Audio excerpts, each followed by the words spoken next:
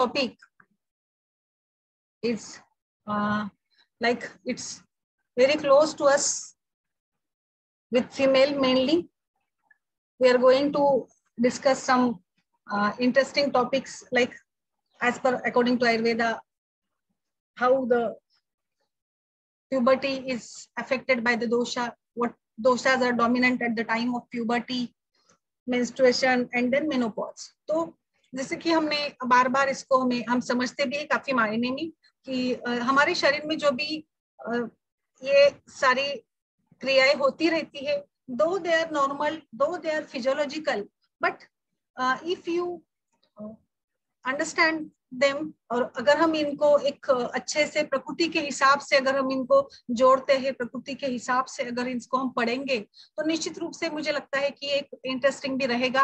और किस प्रकार से, क्योंकि मेनोपॉजल एज में बहुत सारी प्रॉब्लम्स होती है, बहुत मतलब ना केवल मेनोपॉज स्त्रियों में बट एंड्रोपॉज जो भी पुरुषों में होता है, बट एंड्रोपॉज थोड़ा सा लाइक स्लो उसके लक्षण होते हैं, बिकॉज जैसे कि स्त्रियों में मेनोपॉज यानी कि पूरा जो भी आर्तोकाल होता है, आर्तोचक्र होता है, वो स्टॉप ही हो जाता है, और इसीलिए जो भी लक्षण होते हैं वो ज्यादा लक्षण होते हैं। पुरुषों में वैसा तो कुछ नहीं रहता है, आर्तोचक्र या कुछ नहीं रहता है, बट जस्ट टेस्टोस्टेरोन की मात्रा कम हो जाने से कुछ सिम्टम्स दिखते हैं। तो पुरुषों में तो एंड्रोपॉज जो भी होता है तो उनके लिए ज्यादा कुछ ये इफेक्ट करने वाला नहीं होता है, बट स्त्रियों में बहुत ही ज्यादा बदलाव आता है, बहुत ही ज्यादा बदलाव स्त्रियों के जिंदगी में आता है, उनके रहन सहन में आता है, उनके सभी जो भी सभी हमारी लाइफ के सारे जो भी ये होते हैं, हिस्से होते हैं, सभी में हमें बदलाव नजर आने लगता है। तो बिल्कुल, तो इसी को आज हम डिस्कस करते हैं। तो सबसे पहले तो प्यूबर्टी को लेकर चर्चा करते हैं। तो प्यूबर्टी को लेकर चर्चा करने से हमें लगता है कि, मुझे लगता है कि जैसे कि ये 10-15 सालों में प्यूबर्टी की जो एज है वो काफी मतलब जल्दी जल्दी प्यूबर्टी आने लगी है, अराउंड 9 to 10, मतलब 9.5 साल, 10 साल, 10.5 साल, जो कि पहले 12 से 14-15 साल तक होता था। बट अभी तो ऐसे नहीं होता है, बहुत अर्ली प्यूबर्टी का एज होते चला जा रहा है। तो इसमें भी दोषों का कुछ डोमिनेंस है, लाइफस्टाइल है, there are so many factors. ये सब बताया जाता है कि जैसे कि स्त्रियों मतलब जो भी अभी स्त्रियां होती है, उनकी माओं का जिस प्रकार से भी प्यूबर्टी का ये होता है, और मेनोपॉज में भी उसको जोड़ा जाता है कि जब जैसे माँ जब मेनोपॉज होती है, माँ की जो एज में मेनोपॉज होती है, वैसे बेटी की भी होती है। तो काफी इसको भी इस प्रकार से भी जोड़ा जाता है, हमने प्रैक्टिकली भी बहुत बार इस प्रकार से देखा भी है।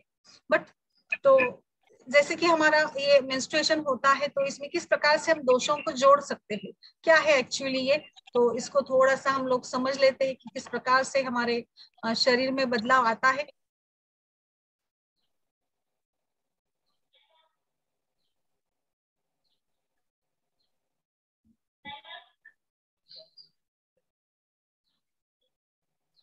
लाइक आर्तो, जो कि एक स्त्री बीज के रूप में उपधातु, आर्तो इज द उपधातु ऑफ रसा, जैसे कि भाव प्रकाश ने भी इसको उपधातु का बताया है। किसका माइक चालू तो प्लीज बंद कीजिए, प्लीज अनम्यूट। बाद में अगर आपको बोलना हो तो आप माइक ओपन कीजिए।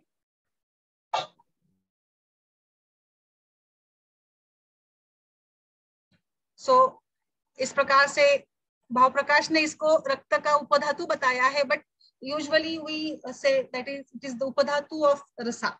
तो इसके लक्षण भी बताए हैं, गुंजाफल सवर्णश्च पद्मालक्तक सन्निभम लाक्षारसम शास्त्रम धोतम यच्च विरज्यते, यानी गुंजाफल के समान है जिसका वस्त्र पर का दाग जो अत्यंत स्वच्छ हो जाता है, उसको हम ये शुद्ध आर्तो कहते हैं। तो प्राकृत अवस्था अगर हम देखेंगे तो रजकाल जो होता है 3 to 5 days का, जो भी ये वात डोमिनेंट इसको कहा गया है, जो भी ये प्रक्रिया होती है, ज्यादा से ज्यादा इसमें वायु या अपान वायु का, जैसे अपान वायु या वातदोष का मुख्य स्थान जो होता है वो अधो शरीर बताया गया है। तो ये गर्भ का निर्माण है, या ऋतुकाल में जो भी रज निकलता है उसको भी शरीर के बाहर निकालना, ये सभी वायु की क्रिया से होती है, क्योंकि वायु गतिमान होता है। तो इसीलिए अगर वातदोष या वात प्रकृति के बारे में हम देखेंगे, आगे पढ़ेंगे हम, बट ये प्राकृत जो भी हमारा साइकिल है, इसमें किस प्रकार से दोषों का सहभाग होता है।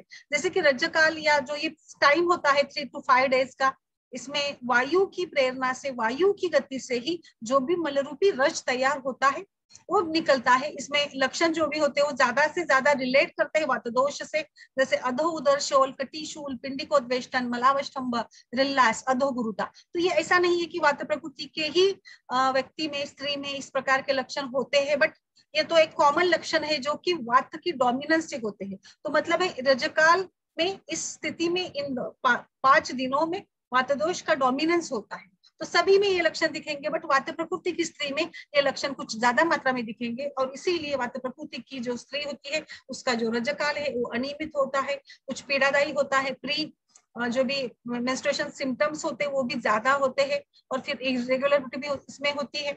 अंजलि प्रमाण में इसका 4 अंजलि प्रमाण बताया है। ईशत कृष्ण विगंधी आग्नेय है, आर्तवम आग्नेयम और शुक्रम सौम्यम, आर्तवम आग्नेयम इस प्रकार से बताया है। तो अग्निगुण यानी तेज महाभूत इसमें होता है, तो इसीलिए स्त्री शरीर ये ज्यादा अग्नेय है पुरुषों से, और इसीलिए अग्नि प्रधान और पित्त प्रधान विकार स्त्रियों में ज्यादा होते हैं, जैसे कि अम्ल पित्त से लेकर मुखपाक है या फिर खालित्य पालित्य, जो भी सारे विकार होते हैं स्त्रियों में ज्यादा से ज्यादा पित्त विकार देखे जाते हैं अगर देखेंगे, क्योंकि स्त्री शरीर ही अग्नेय बताया गया है। ऋतुकाल का जो समय बताया गया है 12 to 16 days, this is the dominance of kapha dosha, जो कि एक प्रसाद रूप काल बताया है, गर्भधारणा योग्य काल बताया है, और इसमें लक्षण जैसे प्रसन्नता है, उत्साह, नितंब, उरुस्तन, नाभि स्फुरन, सेक्सुअल डिजायर होता है इस समय में, और ये गर्भधारणा के लिए उचित काल बताया है।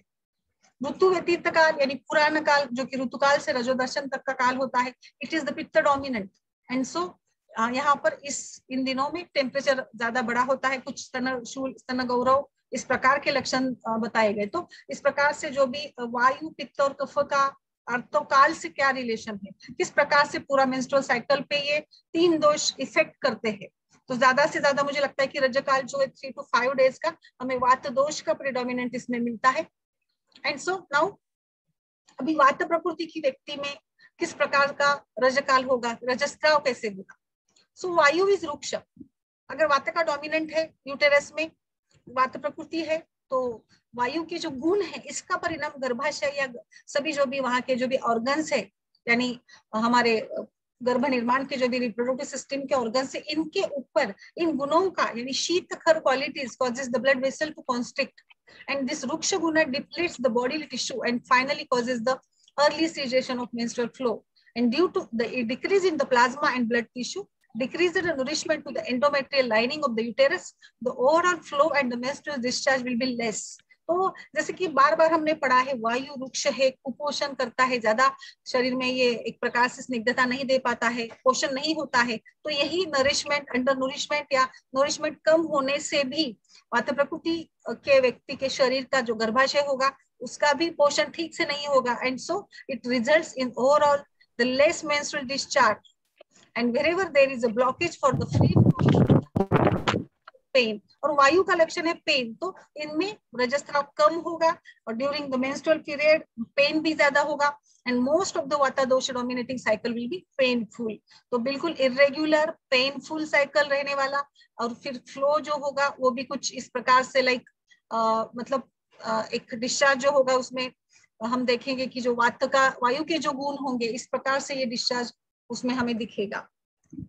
तो खूब ज्यादा मात्रा में इनको बिल्कुल ये नहीं होगा, मतलब जो फ्लो होता है वो बहुत ज्यादा नहीं होगा। नाउ पित्त प्रकृति, pitta, so pitta is hot and sharp, so it brings more fluidity to the blood so that it flows easily. अभी पित्त का रक्त का आश्रय संबंध भी होता है, तो यहाँ पे भी हम देखेंगे कि पित्त प्रकृति में कुछ रेगुलर होगा, मेंस्ट्रुअल साइकिल जो होगा इजीली होगा, उसमें कुछ पेन वगैरह ज्यादा नहीं होगा। And pitta resides in the blood and in excess it may cause heavy bleeding, as it causes tendency for swelling, it leads to tender, swollen breast, acne, etc. that women experience during the premenstrual period. जैसे कि वात प्रकृति में हम लोग देखेंगे कुछ मलावष्टम्भ हो सकता है, कुछ बेचैनी है, कुछ थोड़ा सा घबराहट, और एक जैसे टेंशन रहता है कि अभी मेरे पीरियड आने वाले हैं, पीरियड कब आते हैं क्या पता। जैसे अभी आने के पहले 8 दिन से, डेट आने के पहले 8 दिन से कुछ चिंता होने लगती है, मुझे पेन तो नहीं होगा, पता नहीं कब आते पीरियड, पता नहीं क्या होगा, इस टाइप में थोड़ा सा जैसे उनका स्वभाव है। And pitta is having a regular period, so but pitta के इसमें जो जैसे रिलेटेड सिम्टम्स है उष्णता के उष्णता का लगना होगा, फिर कुछ कभी कभी स्वेटिंग भी ज्यादा हो सकती है, एक्ने आ सकती है, सोलन ब्रेस्ट, ये तो आयुर्वेद में भी बहुत अच्छे से सविस्तर रूप से बताया है, ऋतुमती रजस्वला स्त्रियों के लक्षण में, तो इसमें भी ये लक्षण दिए गए हैं। सो पित्त की उष्मा बढ़ने से कुछ कभी कभी ब्रेस्ट के इसमें भी स्वेलिंग जैसे या कुछ उभार जैसे लगता है, या कुछ पेन भी जैसे लग सकता है। सो हेवी ब्लीडिंग पित्त में होती है, रक्त का और पित्त का आश्रय होता है, इसीलिए इसमें हेवी ब्लीडिंग के चांसेस होते हैं। Kapha is dull, heavy and sticky. Stronger the influence of kapha, kapha dosha, the more likely to get the dominance, growth of the endometrial tissue. जैसे कफ का काम ही संयोग करना है, और कफ का काम संयोग करना है, कफ दोष शरीर में पोषण करता है, तो गर्भाशय का भी, यूट्रस का भी पोषण अच्छे से होगा. And so as more blood vessels grow to supply this growth, the kapha cycle is more likely to experience a heavier but short duration. तो कफ में भी 3 दिन या 4 दिन मतलब जो भी ब्लीडिंग होती है वो हेवी होगी, बट इसमें फर्क हम करेंगे कि जैसे कि यहाँ पे क्लॉट्स होने की संभावना है, क्योंकि कफा स्टिकी, तो clotted bleeding is the sign of kapha dosha. And duration ज्यादा नहीं रहेगा, पित्त में थोड़ा ड्यूरेशन ज्यादा रह सकता है, but kapha is having a short duration with high flow with clot, तो इसमें क्लॉट्स ज्यादा रहेंगे कफों में. अभी जैसे हमने पढ़ा था कि वातज फ्लो कैसे होता है, शीत खर गुण से अर्ली, इसमें ज्यादा से ज्यादा थोड़ा सा पतलापन भी रहेगा, बट लेस होगा, पेन होगा, पेनफुल होगा, वाता का फ्लो जो भी होगा. कृष्ण वर्णता इसमें होगी, कभी कभी जैसे बबल्स के जैसे भी मतलब जो फ्लो होगा उसमें बबल्स भी दिखेंगे, कुछ काला भी रंग, इसमें कालापन भी होगा वात के डोमिनेंस से. पित्त में दुर्गंधि ज्यादा होगी, जैसे कि जब फ्लो होता है तो इसमें पित्त का जो गुणधर्म है, पित्त का ऑलरेडी जब गहम ज्यादा आता है उसमें एक विशिष्ट गंध भी रहता है पित्त प्रकृति के व्यक्ति के सभी भावों को, तो इनमें भी जो ब्लीडिंग होगी वो ज्यादा भी होगी, बट इसमें एक स्मेल भी, विशिष्ट प्रकार का स्मेल भी आएगा, फ्लो ज्यादा होगा, जैसे गर्म भी लगेगा शरीर में. कफा में फ्लो जो होगा एक प्रकार से जैसे मैंने बताया अभी क्लॉटी होगा, heavier but short duration. And kapha में भी रेगुलर ही आएगा, पीरियड जो आएगा वो रेगुलर आएगा. एंड कफा में सुस्ती, आलस्य, गुरुता जैसे लक्षण. पित्त में लाइक ज्यादा प्यास लगना, स्वेटिंग आना, चिड़चिड़ापन होना. एंड वायु में लाइक पेन रिलेटेड कुछ अस्वस्थता, कभी कभी सर दर्द होना, कॉन्स्टिपेशन होना, थकावट महसूस होना, ये वायु में लक्षण होंगे अगर हम दोष प्रकृति के हिसाब से देखेंगे तो. सो बहुत सारे स्टडीज, बहुत सारे रिसर्च पेपर पीजी के लेवल पे भी, पीएचडी के लेवल पे भी इस पे काम होता रहता है, हो चुका है. वही से कुछ मैंने इस प्रकार से कुछ इकट्ठा किया है कि असेसमेंट जब किया जाता है मेंस्ट्रुअल फ्लो का, रजक आर्तव का, तो मेंस्ट्रुअल फ्लो इज लाइक वाता को 3-4 डेज बताया है, एवरेज फ्लो होता है, ज्यादा बहुत ज्यादा भी नहीं और बहुत कम भी नहीं. सैनिटरी पैड्स को अगर हम देखेंगे एवरेजली तो मतलब 3 से 4 लगते हैं 24 आवर्स में. कुछ स्पेसिफिक स्मेल नहीं होता है, बट इरेगुलरिटी होती है साइकिल में. पित्ता का साइकिल थोड़ा लेंथी चल सकता है बहुत. साइकिल के बारे में तो सबका एक्सपीरियंस अलग अलग होता है, जैसे कि नॉर्मल 3 to 5 डेज या 7 डेज तक भी बताया है आयुर्वेद में. तो कभी कभी किसी को 2 दिन ब्लीडिंग होती है, कभी किसी को 3 दिन, कभी कभी 2 दिन फुल ब्लीडिंग, फील स्पॉटिंग जैसे. तो ये सबका पैटर्न अलग अलग होता भी है, बट दोषों के हिसाब से, प्रकृति के हिसाब से क्या होता है, तो पित्त में 4 to 7 डेज का ये साइकिल बताया है. हेवीली फ्लो, सैनिटरी पैड इस दिन में बहुत ज्यादा लगेंगे, 4-5 तक लगेंगे, इसका स्मेल भी आएगा पिंजन. High fluidity and excess flow due to the liquid, द्रव गुण है पित्त में. Heavy amount of menstrual blood loss due to hot fluidic sharp properties of pitta dosha. Kapha is like जैसे हेवी होगा बट ड्यूरेशन कम होगा, लाइक 1 to 3 डेज या 4 days. Low flow, sanitary pads 102 ही लगेंगे इनमें. नॉर्मल स्मेल रहेगा थोड़ा सा, क्योंकि कफ भी थोड़ा स्टिकी भी होता है इसीलिए. Flow is with mucus, clots, slimy due to the mandar, sandra, pitchily properties of kapha. Moderate amount of blood loss due to properties like stable, slow, heavy, cold. तो इसकी properties से भी बहुत ज्यादा, हर में ज्यादा ही होगा ऐसे नहीं, कभी कभी moderate भी हो सकता है.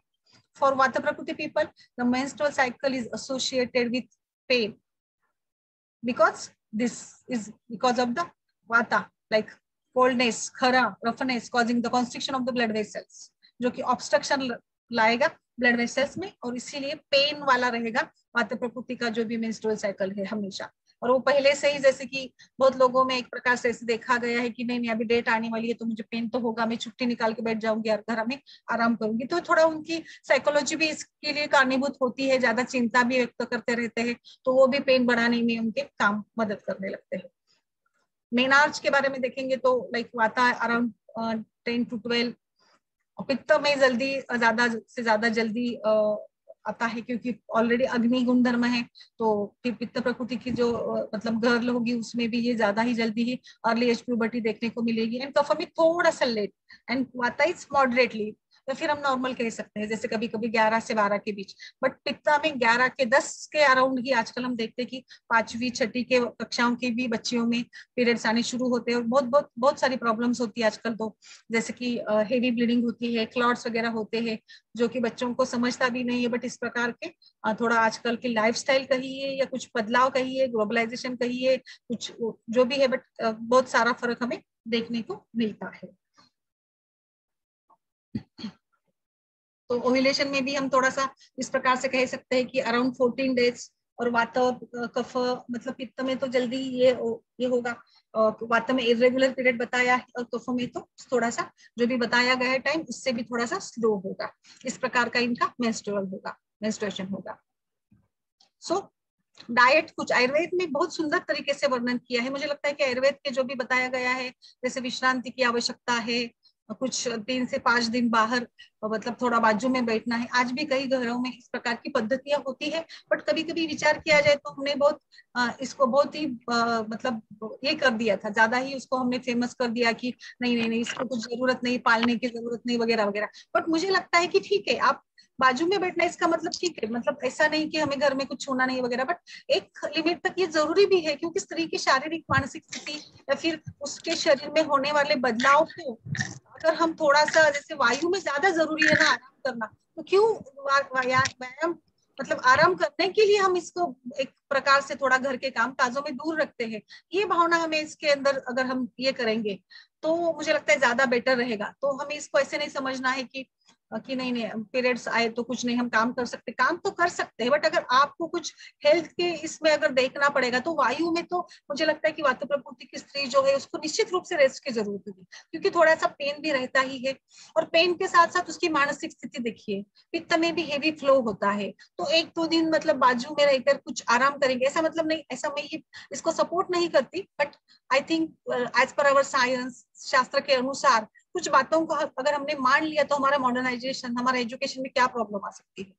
मतलब ये मेरा एक पर्सनल ओपिनियन है कि हमें थोड़ा सा एक रेस्ट मेंटल इसके हिसाब से देखिए। और जो भी सारे हमारे इसमें भी कुछ रिचुअल्स वगैरह होते हैं, तो जब मतलब मैच्योरिटी आती है, प्यूबर्टी आती है, तो स्त्रियों को मतलब एक प्रकार से एक शगुन भी माना जाता है, और बहुत सारे प्रांतों में एक बड़े उत्सव के रूप में इसको मनाया जाता है, एक प्रोग्राम किया जाता है, और उस दिन सब मतलब एक अच्छा कुछ इसका मतलब अर्थ भी निकाल दिया जाता है कि नहीं नहीं, आप एक स्त्री के हिसाब से ये जरूरी था, तो इसके ऋतुदर्शन मतलब टाइम शुरू हो गया है, तो बिल्कुल मुझे लगता है कि ये भी एक उत्सव के रूप में भी मनाना भी चाहिए, और बहुत महत्व भी दिया है। और उन 3-5 दिनों में इसको बहुत मतलब मैंने देखा है कि अच्छे से खान पान दिया जाता है, कुछ लड्डू दे, कुछ तो मतलब पोषण के हिसाब से सोचिए आप, पोषण करने वाला आहार उसको दिया जाता है, रेस्ट दिया जाता है उसको, अच्छे से मतलब कपड़ा ये वो बाकी सारी चीजें भी होती है बहुत सारे, जैसे हम कुछ प्रोग्राम करते समय जो भी कुछ घर में होता है वो करते रहते, वो तो सब ठीक है, बट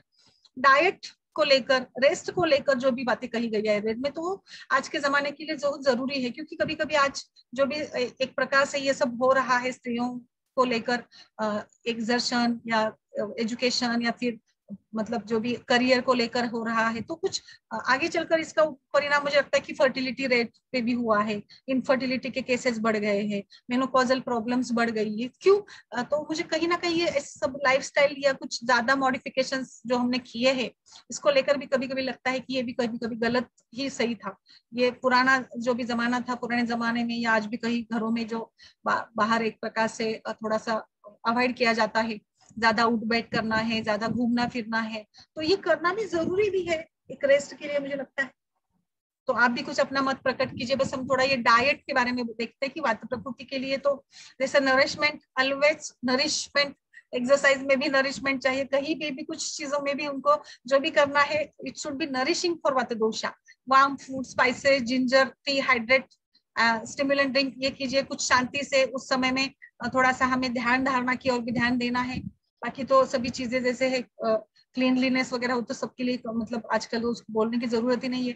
कफ प्रकृति में लाइक जिंजर टी, कुछ avoid fried and fatty food avoid कीजिए। हाइड्रेशन तो सबके लिए अच्छा ही है, क्योंकि शरीर से जैसे भले ही वो कुछ वेस्ट प्रोडक्ट हो या इसके रूप में निकलता हो, बट शरीर से आप कुछ बाहर तो जा रहा है, तो निश्चित रूप से बाहर जा रहा है तो आपको कुछ ज्यादा लेने की भी जरूरत है।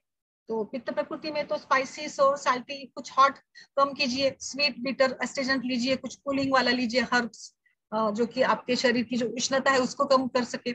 इमोशनल बैलेंस रखिए, manage your emotional conditions, anger जो भी है वो, थोड़ा इरिटेशन वगैरह कम कीजिए। और मुझे लगता है इन दिनों में ये बाजू में बैठना ये भी था कि घर के लोगों को फिर ध्यान में रहा जाए कि अरे इसको कुछ ये मतलब चल रहा है तो थोड़ा हमें इसको केयर से बोलना है, नहीं तो फिर हम नॉर्मल जैसे रहते हैं तो कुछ ध्यान में भी नहीं रहता कि घर के लोगों को कि अरे इसके पीरियड चल रहे, तो थोड़ा इसके मेंटल कंडीशन का, इसके खान पान का ध्यान भी रखना चाहिए। तो ये भी एक कारण हो सकता है कि इस प्रकार से थोड़ा 4 दिन का जो बाजू में बैठने का जो पद्धति होती, तो इसको लेकर मुझे लगता है, तो ये भी एक विचार यहाँ पर मैंने व्यक्त किया है। आगे आप किसी को कुछ कहना है तो, नहीं तो हम आगे बढ़ेंगे मेनोपॉज की तरफ। बताइए, किसी को कुछ कहना है मेंस्ट्रुएशन को लेकर कि प्रकृति के हिसाब से? हाँ। बताइए मैम को। यस। Hello ma'am. हाँ बोला बोला। जो ये आपने कहा कि पुराने जमाने में जो अलग से बिठाते थे लड़कियों को, तो मैम मेंस्ट्रुअल साइकिल में अगर मॉडर्न इसके हिसाब से देखे तो हाइपोथैलेमस पर पूरा डिपेंड होता है उनका, कि वो एक्टिव जाता है तब। और हाइपोथैलेमस स्ट्रेस में ठीक से फंक्शन नहीं करता अगर स्ट्रेस रिलेटेड है तो। और तो उसी के कारण स्ट्रेस उसको 4 दिन स्ट्रेस नहीं देना है, एक्सर्शन नहीं देना है, इसीलिए। लेकिन तब के मतलब जो जमाना था तो तब मालूम नहीं था कि ये हाइपोथैलेमस, मतलब अभी अगर रिसर्च हुए हैं तो उससे वही पता चलता है कि स्ट्रेस रिलेटेड है। और इसीलिए हाइपोथैलेमस ज्यादा स्टिमुलेट होता है, तो रेस्ट की बहुत जरूरत है। और जो भी वहाँ जब मतलब रिचुअल्स है मतलब जो पुराने जमाने के, तो सही है मैडम, साइंटिफिक। मैं वही बता रही हूँ ना, तो मैंने वही बताया मैंने कि क्यों हम इसको पुराना समझे, ये तो अपने लिए नहीं। अच्छा भी है ना। तो पुराना है तो पुराना है तो क्या हुआ। मतलब मुझे लगता है साउथ वगैरह में ज्यादा चलता भी है ये, मतलब रिचुअल्स बहुत ज्यादा मात्रा में वहाँ पे। मैम हमारे साइड में चलता है अभी भी। यस बताइए नेहा जी। मैम हमारी साइड में अभी भी चलता है। महाराष्ट्र में भी है, महाराष्ट्र में भी है, नहीं है ऐसा नहीं है, बट मैं वही बता नहीं, रही हमारे इसमें अभी कैसा है ना मैडम, वर्किंग वुमन्स बहुत हाँ। मतलब वर्किंग वुमन्स है, तो उनको 4 दिन भी छुट्टी लिए तो मतलब ऐसा नहीं है ना, हर तो महीने लेकिन मैम हाँ। हमारे यहाँ तो मैम 4 दिन की छुट्टी होती है तो हस्बैंड ही करेंगे। नहीं वही मैम ये भी एक नहीं कारण मैडम। है। अगर हम हाँ नॉर्मल रह जाते हैं ना तो हमारे घर में कोई ध्यान भी नहीं देगा कि इसके मेंस्ट्रुएशन चल रहे हैं, तो बाजू हाँ, में वो बैठेंगे तो तो एटलीस्ट ध्यान तो देंगे कि अरे इसका कुछ ये चल रहा है तो कुछ इसको हमें स्ट्रेस नहीं देना है। ये भी एक बात मैंने इसीलिए कही ना, नहीं तो फिर सब भूल जाते हैं कि ये तो नॉर्मल के जैसा बिहेवियर हो जाता है। बिल्कुल पहले कैसे ना मैडम, फैमिली में बहुत लोग होते थे, तो एक अगर बैठ जाए 4 दिन तो कुछ फर्क भी नहीं पड़ता था। लेकिन अभी तो सिंगल फैमिलीज है, और ऐसा भी कोई ऐसा बैठ गया तो फिर घर पर कौन करेगा, ये हस्बैंड कारण तो है। हस्बैंड होते, तो मैम हस्बैंड इसलिए करेंगे। 4 दिन। मैम मेरा हस्बैंड मैं करेंगे। नहीं बहुत घरों में होता है ऐसे, मैंने देखा है हस्बैंड लोग करना पड़ता है रिचुअल्स, मतलब हमारे कुछ धार्मिक ये भी होती है ना, अपने अपने घर के हिसाब से कुछ मतलब नियम कानून होते हैं। कहने का मतलब ये है कि 4 दिन अगर फीमेल रेस्ट लेती है तो उसकी सेहत और भी ठीक और अच्छी हो जाएगी। बिल्कुल, और बाकी के 26 यस दिन मैम। अच्छा काम भी करेंगे ना, बाकी के 26 दिन है ना काम करने के लिए। मैम ये बात तो बिल्कुल सही है जो मैम ने बताई है, क्योंकि मैम जैसे मैं ऐसी कास्ट से हूँ जहाँ पे हमको मतलब हमारे यहाँ पे नहीं चलता ये। नहीं तो चलता मैम है मैं बिल्कुल। फील करती हूँ कि मतलब मुझे ऐसा लगता है कि कोई दिन ऐसा हो कि जब हमको ये नहीं सोचना पड़े हमको क्या बनाना है। और मतलब नहीं मैम सच में मतलब वो नहीं एक रिलैक्सेशन तो फ्रेंड जरूरी है वगैरह, बिल्कुल। कई बार मेरी फ्रेंड्स वगैरह मैं कहती है ना कि आज हमारे को किचन से भी छुट्टी वही है। साइड लिया कि पुराना जमाना ही अच्छा था। आज हाँ हम बहुत ज्यादा मॉडर्न हो चुके हैं, बट ये मॉडर्नाइज को ही अब ज्यादा कुछ सहना पड़ रहा है, सब कुछ ऐसे हो गई हमारी नहीं इमेज। मैम जब मेरी कोई फ्रेंड्स कहती है ना आज हमारी किचन से छुट्टी है, तो मतलब मुझे ऐसा लगता है इनको किसी दिन तो छुट्टी मिल रही है। वो है कि कोई दिन ऐसा हो कि जिस दिन हमें ये वरी नहीं करना कि आज हमको कि ये खाना बनाना है, ये मतलब एक मेंटल रिलैक्सेशन के लिए भी जरूरी था, ताकि हम नए नई तरीके से रेजुविनेट होके नए काम पे लग सकें। यस, बिल्कुल बिल्कुल। और सही मायने में आयुर्वेद में भी बताया है ना कि जैसे आगे के फिर जो भी ऋतुकाल है या फिर समय है, तो वो एक हेल्दी पीरियड आएगा ना आगे, गर्भधारण के लिए भी एक हेल्दी पीरियड होता है। हाँ। तो एक स्त्री एक मतलब एक मेंटली रिलैक्स हो जाती है, तो मे बी शायद ओव्यूलेशन अच्छा समय हो सकता है। आजकल जो प्री कंसेप्शन का चल रहा है ना, तो मुझे लगता है वो बहुत सही है। और प्री कंसेप्शन में तो मुझे लगता है आयुर्वेद किसी का कोई ऑप्शन ही नहीं है, किसी साइंस के पास प्री कंसेप्शन का कोई भी उपाय नहीं है। जैसे आयुर्वेद में बताया है ना, गर्भधारण संभव सामग्री में बताया, बहुत सभी संहिताओं में हमारे बहुत विस्तृत तरीके से वर्णन दिया है कि किस प्रकार से करना है, लाइक डेज है, बहुत सारी बातें वहां पे बताई गई है। मतलब एक स्त्री की मानसिक तैयारी, पुरुष की मानसिक तैयारी, आयुर्वेद में बताया है कि अम्बु, बीज, क्षेत्रकाल सबके हिसाब से कैसा होना चाहिए। बिल्कुल तो मैडम ये जो रिचुअल्स है ना, कि इसमें भी बहुत सारे फिर ये करते कि कहाँ पर छूना ही नहीं। अरे उसमें और छूने का क्या ये रहता है ना, वो तो कुछ बातें गलत नहीं है, बट जो आराम वाली बात है वो बहुत सही है। आराम और खाना ये सही है। मैम अपने पुराने लोगों ने अंधविश्वास से इसलिए जोड़ा कि मैम अब कुछ लोग मैम धर्म से लेके ज्यादा इजीली फॉलो करते हैं। बिल्कुल फॉलो करते हैं। मैम अगर उसको धर्म से नहीं जोड़ेंगे ना, तो मैम लेडीज को रेस्ट मिलेगा नहीं मिलेगा। धर्म से स्ट्रिक्टनेस आ जाती है एक समाज में। वही तो हाँ। और मैम एक ये मैंने रिसर्च भी अभी पढ़ी थी कि जैसे क्या हुआ कि कई ये देखा गया कि जैसे जहाँ पे सेलिब्रेशन के तौर पे लिया जाता है मीनारके में, तो एक है ना, एक बहुत बड़ी संस्था ने भी रिसर्च करी थी कि जहाँ पर मीनारके को सेलिब्रेशन किया जाता है, वहां पे क्या होता है, वो इसलिए होता है कि एक हर लड़की के जीवन में पहला समय होता है, तो वो डरी हुई रहती है। अगर उसको सेलिब्रेशन के तौर पे लिया जाता है तो उसका उसके प्रति डर भी हट जाता है कि मेरे को पीरियड शुरू हो गया, मेरे साथ क्या होगा। तो वो डर उसके अगर पहली बार मन में बैठ गया ना, तो वो उसकी हर साइकिल पे चलेगा उसके साथ। तो वो मतलब वो भी शायद एक सेलिब्रेशन करने का एक कारण है कि लड़की को ये एहसास दिलाना कि तुम्हारे साथ कुछ गलत नहीं हुआ है, ये एक खुशी का समय है, ताकि वो अपनी लाइफ लॉन्ग एंजॉय कर सके अपने पीस। समाज के लोगों को भी पता चले कि मतलब समाज भी मैडम, और उसके मतलब अवेयरनेस। अगर हम पुराने जमाने की बात करेंगे तो पुराने जमाने में अवेयरनेस मतलब अभी बहुत ही पहले के इसमें तो फैमिली भी नहीं थी, तो मतलब ऐसा फैमिली बैकग्राउंड नहीं, तो अभी जैसा सोशल है तो उस समय उतना नहीं था काम पर जाना। मतलब अगर हम आदिवासी वगैरह जमाने का देखेंगे तो तब इतना ये नहीं था, मैच्योर हुई तो प्रेगनेंसी के चांसेस भी ज्यादा रहते थे तब की। तो अवेयरनेस के लिए कि समझो सबको पता चलना चाहिए कि वो भाई ये इसका अभी ओवुलेशन स्टार्ट हो गया है, तो आपको नजर रखने के लिए भी ये रिचुअल्स फॉलो करते थे, शायद ऐसा लगता है मुझे। और शादी का भी रहता था ना उद्देश्य की अभी घर में मतलब बेटी बड़ी हो रही तो कुछ रिश्ते के लिए भी आगे ऐसे सोचते हैं ना, रिश्तेदारों की भी एक समाज में अपनी ये लड़की अच्छी है या कुछ जो भी कुछ है, तो ये भी है। और मैंने मतलब अभी तो पुराने जमाने में तो मतलब मेंस्ट्रुएशन के पहले ही शादी हुआ करती थी, पहले ही शादी होती थी, है ना, 10 साल में शादी होती थी, बाद में उनका मेंस्ट्रुएशन आता था, ससुराल में मेंस्ट्रुएशन आता था, और 1-2 मेंस्ट्रुएशन के बाद ही वो प्रेगनेंसी भी आ जाती थी। तो मतलब अभी भी वो बातें कुछ लोगों से सुनने मिलती तो है हमें कि इतने जल्दी शादी हो जाती थी वगैरह वगैरह। बट सही मायने में सभी आयुर्वेद को अगर हम फॉलो करेंगे ना, तो मुझे लगता है कि हमारी आयु भी बढ़ेगी। तो आज हमारी आयु कम होती जा रही है, अर्ली एजिंग भी जल्दी हो रही है ना, इसी कारण हमारा स्ट्रेस बढ़ रहा है ना। तो बस एजिंग के लिए बहुत ही अच्छा है ये, अगर हम जितना हमारी बॉडी जो है ना, तो समय समय पर बता देती है कि उसके नीड्स क्या है। अगर हम उसी हिसाब से फॉलो करेंगे तो मतलब जो डिसफंक्शंस है वो नहीं होंगे, लेकिन उसके हिसाब से अगर नहीं फॉलो करेंगे तो डिसफंक्शंस तो होने ही वाले हैं। बिल्कुल तो बिल्कुल। हम अभी तो शादी का एज देखो मैम कितना है, करियर सब सेटल करके 30-35, मतलब इनफर्टिलिटी तो इससे ये भी कारण है, बहुत बड़ा कारण है इनफर्टिलिटी का। लेकिन हेलो, हाँ बताइए मैम। हाँ शिल्पा मैडम, मेरा सिर्फ एक रिक्वेस्ट है कि अपना आयुष दर्पण का तो प्लेटफॉर्म बहुत अच्छा है, आप जो भी पॉइंट अभी बता रहे हो, I just want to add few things. Yes yes. हाँ एक्चुअली यहाँ अभी मेट्रो सिटीज में मैं मेरा ही एक आपको एग्जांपल बताती हूँ। बैंगलोर में, आई एम इन बैंगलोर, और मैं अच्छे खासे लोकेलिटी में हूँ, IT हब में ही मेरा हाउस है।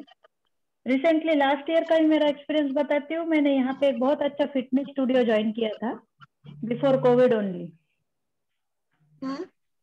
हेलो, हाँ बताइए बताइए।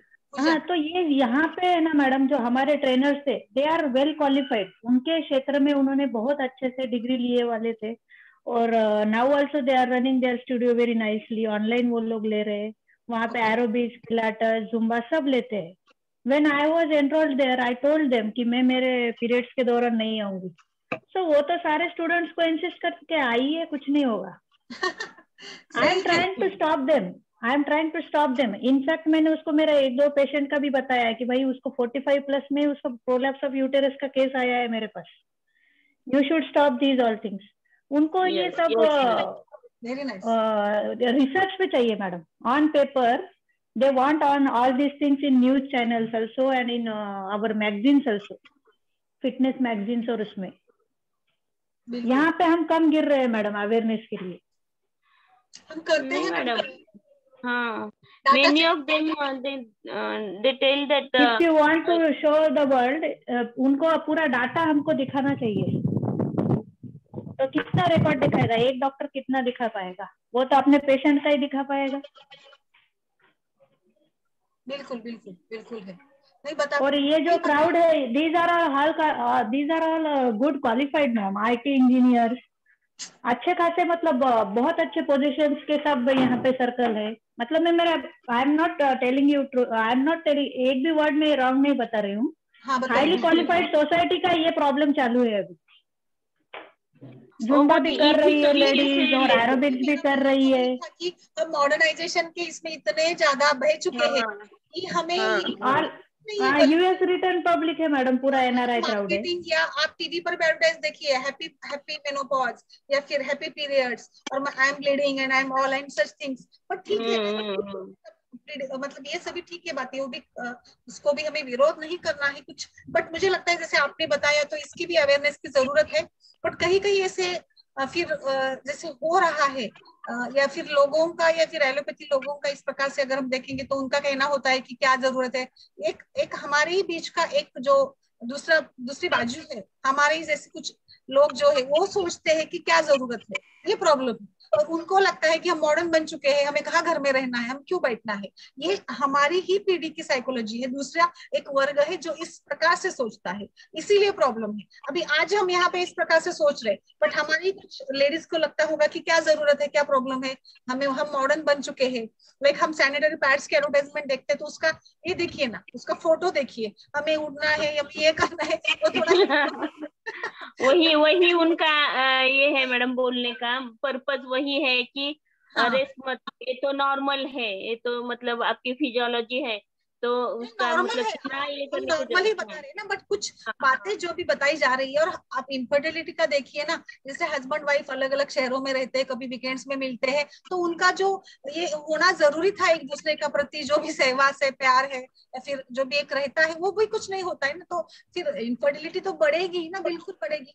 बहुत सारे कारण का तो मुझे लगता है कि करंट इशू बहुत ज्यादा हो, और मतलब इसके कारण बहुत छोटे छोटे जाए तो बहुत छोटे कारण है मायने में हम देखेंगे तो। और मैडम हार्मोन्स भी चेंज हो रहे इस विचार से, मतलब सब कुछ अपने हाइपोथैलेमस ब्रेन से ही होता है, तो ऐसे बिहेवियर से हार्मोन्स भी चेंज हो रहे, एंड्रोजन ज्यादा सिक्रेट होता है। यस मैडम, हिरसुटिज्म वगैरह ज्यादा देखने को मिल रहे हैं अभी। हाँ बिल्कुल बिल्कुल, वो भी है। बहुत सारे नहीं, मुझे लगता है कि हमारे मतलब एंडोक्राइन सिस्टम को लेकर बहुत सारा बदलाव आया है आज के जमाने से लेकर आज की लाइफस्टाइल को। Yes yes. तो थोड़ा सा अवेयरनेस सही मायने में, जैसे पूजा ने बताया, सही मायने में जरूरी है। और मतलब आपने अच्छा किया बताया। बट मुझे लगता है कि हमारे ही एक वर्ग है जो नहीं मानता, उनको लगता है कि नहीं नहीं कुछ कोई बात नहीं, हमको मतलब मॉडर्न बनने का अपना अपना एक ये होता है ना, अंदाज होता है कि नहीं, ये मॉडर्न कम्युनिटी के लिए भी डाटा रेडी रखना भी बहुत जरूरी है मैडम। बिल्कुल बिल्कुल, रिसर्च करके we have to show them कि हाँ ये जरूरी है और ये देखिए इसके रीजन। बिल्कुल।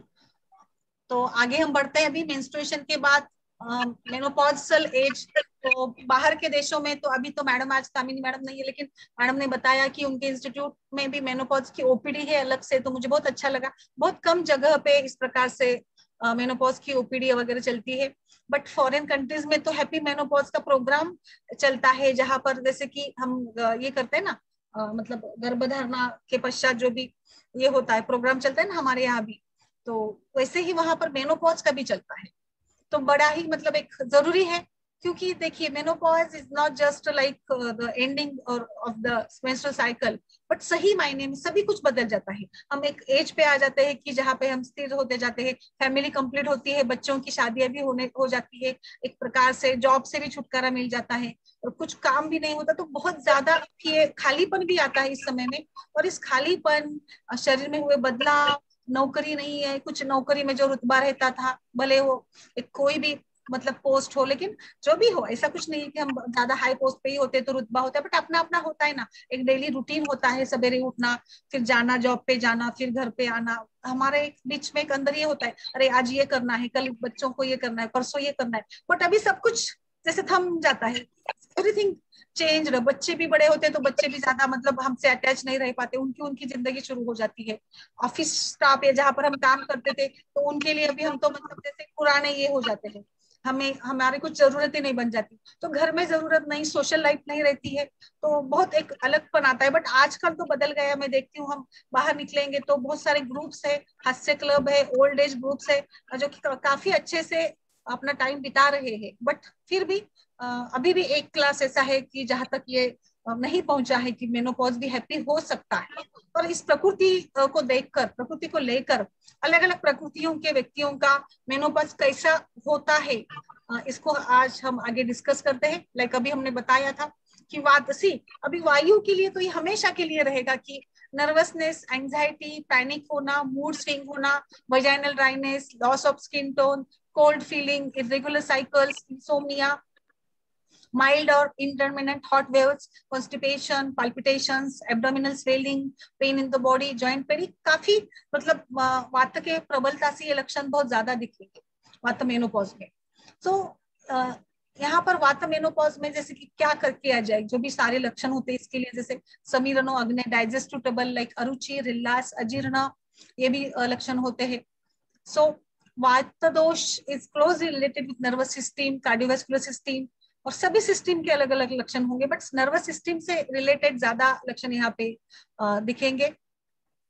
तो मेनोपॉज कुछ इस प्रकार से बताया है कि क्षत बल हिला मलम, मतलब disturbances related to waste products, यानी कि क्षिप्त बही मलाराम, यानी मल की समस्या होगी, कॉन्स्टिपेशन तो होगा, वात में ज्यादा होगा, फ्रिक्वेंट यूरिनेशन, एक्सेसिव पर्सपिरेशन, ज्यादा स्वेटिंग होगी, फिर सेंसरी मोटर प्रॉब्लम ज्यादा होंगे, कुछ लाइक कानों में आवाज आने से लेकर कुछ एक विशिष्ट अंग की हलचल हो सकती है, कुछ वीकनेस आ सकती है, फिर इस प्रकार से कुछ थकान भी आती है।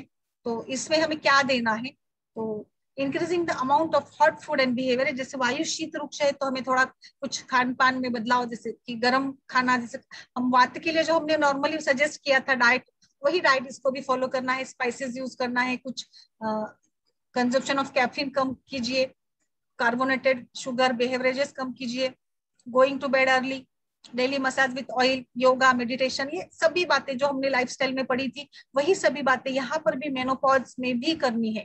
बस थोड़ा क्या होता है कि हम ऐसे समझने लगते हैं कि अभी हम बूढ़े हो गए, तो मतलब कभी कभी तो ऐसे होता है कि घर में बहू आती है, बेटियों की शादी हो जाती है, तो इस स्थिति में हम क्यों अपने आप को मसाज करें, हमें क्या अभी सुंदर दिखने की जरूरत है क्या, हमें इतना ख्याल रखने की जरूरत, ये भावना हमारे अंदर आने लगती है। और वहीं पे हमारा मतलब जो समाज है, तो या हमारे मतलब समाज से छोड़िए, हमारे घर के लोगों ने भी इसको एक्सेप्ट कर लिया, तो मुझे लगता है कि काफी अच्छे से हम इसको, हमारा ये समय भी बहुत खूबसूरत बना सकते हैं। बट थोड़ा सा कोऑपरेशन और हमारा खुद का भी इस प्रकार से इंटरप्रिटेशन करना भी जरूरी है कि नहीं नहीं ये मुझे करना जरूरी है।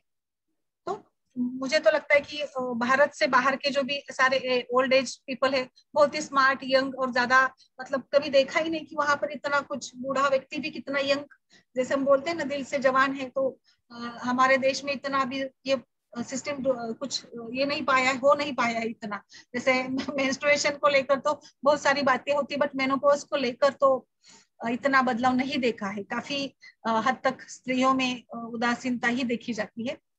तो इसमें ड्रग्स वात के लिए ज्यादा से ज्यादा अशोक, लोध्रा, अश्वगंधा, शतावरी जो कि बल देते हैं, यूटेराइन इसको बल देंगे, शतावरी, अश्वगंधा, मांस, सिरा, अस्थिर स्नायु, धातुओं को पुष्ट करेगा। गुरुचि जो है एक प्रकार से संशोधन का भी कार्य करेगा, ये स्रोतों का अवरोध जो होता है वो कम करने में मदद मिलेगा।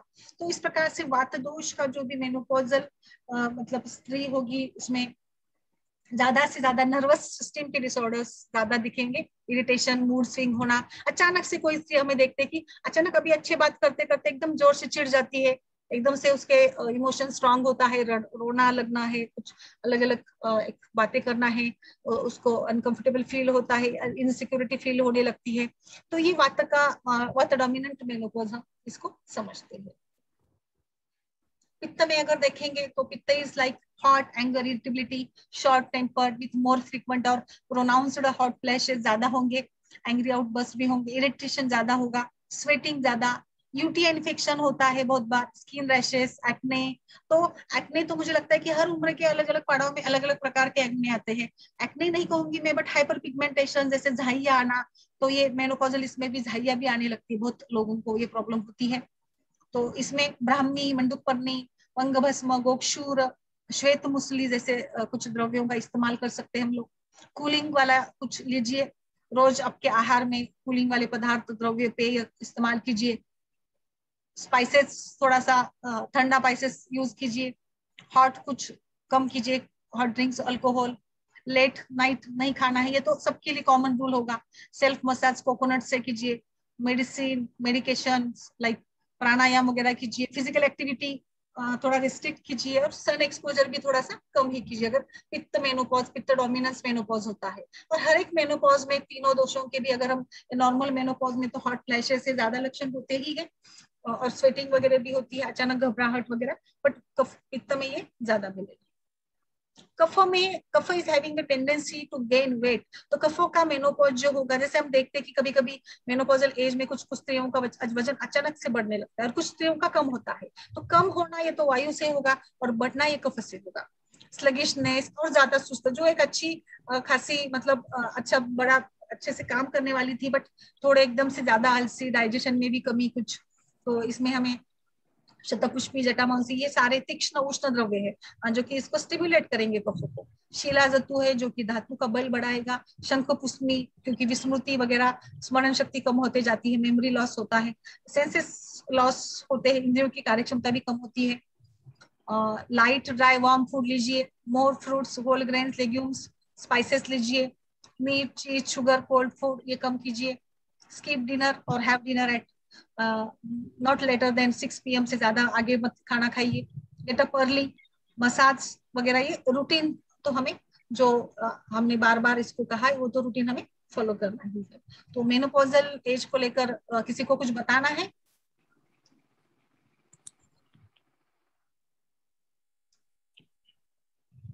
कुछ बताना हो तो बताइए। मेनोपॉजल एज को लेकर तो मुझे लगता है कि ये अवेयरनेस ज्यादा जरूरी है,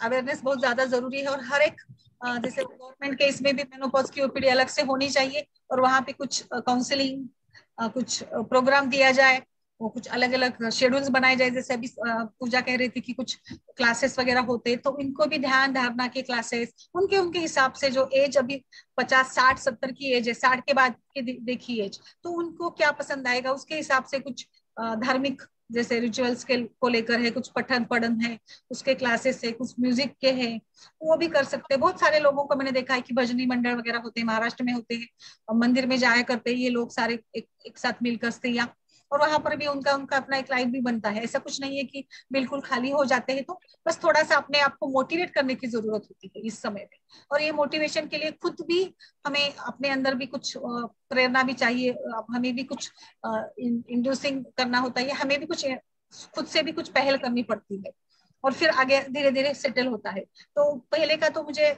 ज्यादा कुछ अच्छा नहीं लगता था, लेकिन आजकल की मैं देखती हूँ तो कभी कभी उनका भी मुझे ये लगता है कि अरे कितना अच्छे से ये अपना मतलब एक उत्तरार्ध जीवन का अच्छे से बिता रहे हैं। आप गार्डन में जाइए, आप कहीं पर भी जाइए, तो वहाँ पे बहुत सारे लोग जैसे ओल्ड एज वाले ज्यादा हमको मिलेंगे, जो कि बहुत अच्छे से रहते हैं और अपना अपना लाइफस्टाइल भी उनका होता है। ठीक है, तो आगे हम थोड़ा सा अलग टॉपिक पर डिस्कस करेंगे, सेक्सुअल लाइफ एंड प्रकृति। तो जैसे कि सभी बातें आयुर्वेद में भी आहार निद्रा और ब्रह्मचर्य, आहार निद्रा के बारे में तो हम बार बार बोलते हैं, पर ब्रह्मचर्य के बारे में थोड़ा सा हम डिस्कस करते हैं कि दोषों को लेकर किस प्रकार का किस व्यक्ति का स्वभाव होता है, कुछ इसमें हम प्रकृति के हिसाब से क्या क्या करते हैं। जैसे मैंने भी बताया, पुरुष सौम्य होता है, स्त्री आग्नेय होती है, man is solar and woman is lunar. However, the genitals of the man are lunar, kapha related like semen, and the woman's genitals are solar, like pitta related. And this is why there is much an attraction to the opposite sex, like the woman and the lunar. Women seek to unite with the lunar genitals of the man. So, जैसे कि यहाँ पर भी हमने अभी पढ़ा था, वातदोष को लेकर वायु स्टिमुलेट करता है, वायु एनर्जेटिक होता है, वायु दोनों दोषों को प्रवृत्त करता है। तो निश्चित रूप से वात प्रकृति की जो व्यक्ति होगी वो थोड़ी ज्यादा मतलब ये होगी, एनर्जेटिक भी होगी। So once sexual energy is a force called apana vayu. तो अपान वायु से ही ये सारी क्रियाएं होती है, जो भी इंटरकोर्स होता है वो भी अपान वायु से ही रिलेटेड होता है। It refers to one of the 5 winds or body comprised and resides in the lower part of the body. So apan vayu is a factor in regulating menstruation, reproduction, and even orgasm. If the movement of this vayu is healthy, it keeps intact the sense of rootedness in us. तो वायु प्राकृत थोड़ा जरूरी है। Ayurveda believes that under certain circumstances an orgasm can be harmful for our bodies.